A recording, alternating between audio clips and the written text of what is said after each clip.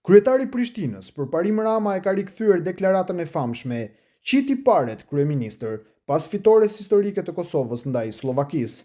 Kryeministri Kurti ka premtuar 500.000 euro në rast që Kosova kualifikohet në finalen e play-offit të Kupës së Botës, gjë që arritën në triumfin 3-4 te slovakët.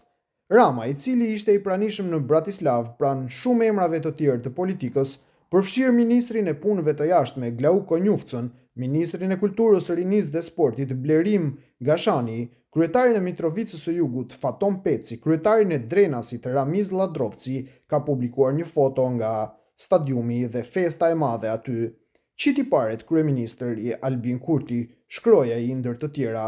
Ndërkohë, Kurti ka premtuar edhe 1 milion euro në rast se Kosova e siguron pjesëmarrje në kampionatin botror ndaj Turqisë të martën e ardhshme.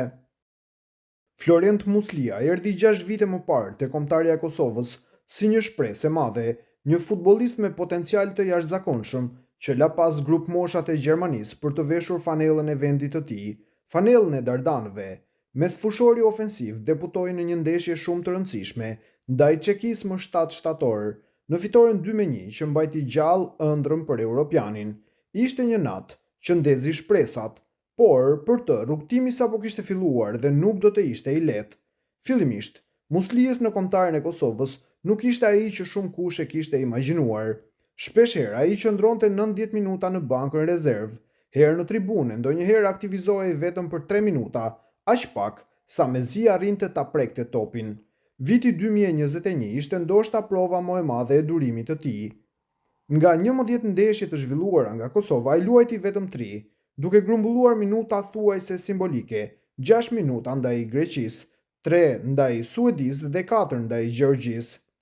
Por aty ku shumë do të dorëzoheshin, Muslia zgjodhi të luftojë, nuk u dëshpërua, nuk u demoralizua, nuk hoqi dorë, ai vazhdoi të punojë në heshtje, me kokën ulur dhe me një qëllim të vetëm, t'ia dëshmojë të tjerëve se gabuan me të dhe të rikthej karrierën e tij në binar si në klub ashtu edhe në kombëtare.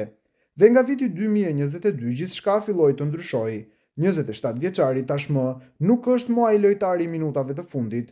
Sot flasim për një tjetër Florent, për trurin e kombëtares së Kosovës në fushë, një lider i heshtur, nga këmbët e të cilit lind çdo aksion, një futbollist që të bën të shijosh futbollin sa herë ka topin dhe të bën të dashurosh lojën më të bukur në botë. Në një intervistë për Telegrafin, Muslia tregon se nuk i intereson se sa luan, ati intereson vetëm suksesi i kombëtares së Kosovës. Unë, kur kam ardhur te Kosova, kam ardhur të ndihmoj vendin tim, pa marrë parasysh sa minuta më jepen, 1, 2 apo 20. Jam krenar që e vesh këtë fanell dhe sa herë Kosova fiton, ka thënë Muslia për Telegrafin.